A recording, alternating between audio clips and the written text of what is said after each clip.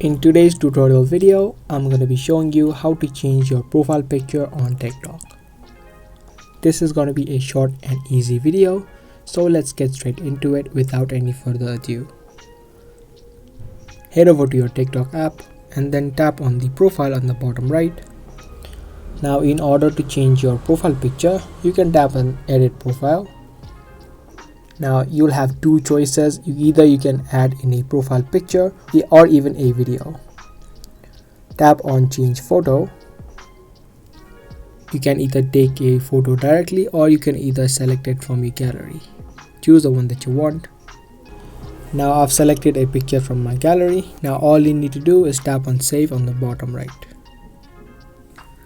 Now the picture is uploading, and after the upload is complete, you will see that your profile picture on your TikTok has been successfully changed. If you think that this video was helpful to you, then make sure to give this video a thumbs up and also subscribe to our channel.